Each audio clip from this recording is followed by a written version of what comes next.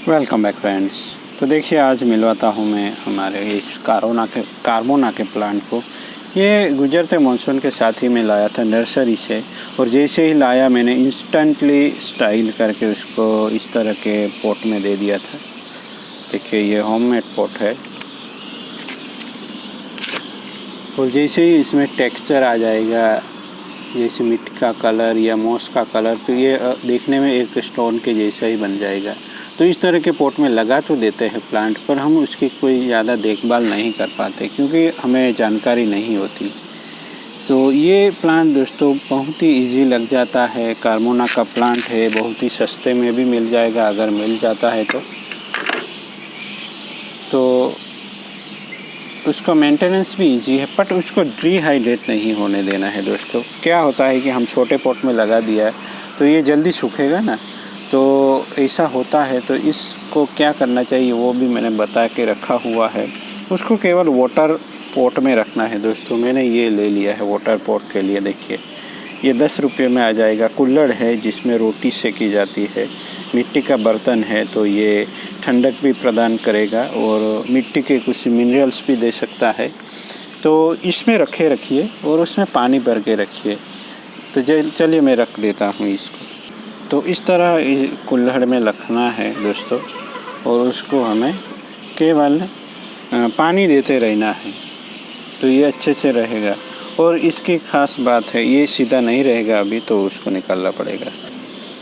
तो उसकी ख़ास बात यह है कि ये बहुत ही पत्तोदार पौधा रहता है, सदाबहार है प्लांट और हमेशा हरा भरा रहने वाला प्लांट है। और इस तरह के हमने किसी पॉट में लगा दिया है तो ये ऑर्नामेंटल प्लांट हो जाएगा हमारे यहाँ दोस्तों।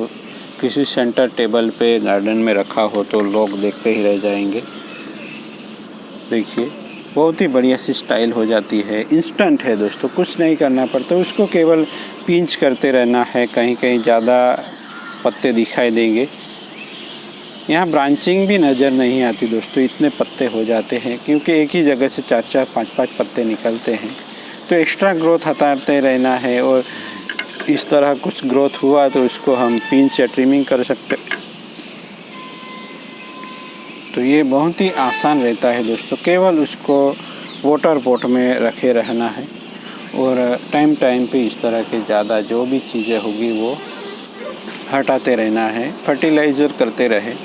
अभी तो विंटर में कम ही डालें, बट ऑर्गेनिक मैटर मिल जाता है, यानी काउडक मैनर का पानी में डुबोया हुआ घोल, उसको डाइल्यूट करके दे सकते हैं। उपले भी आप जो रहते हैं गांव में जो जलाने के लिए इस्तेमाल होते हैं, उसको भी हम पानी में घोल के उसको डाइल्यूट करके डाल सकते हैं 15 दिनों में एक बार।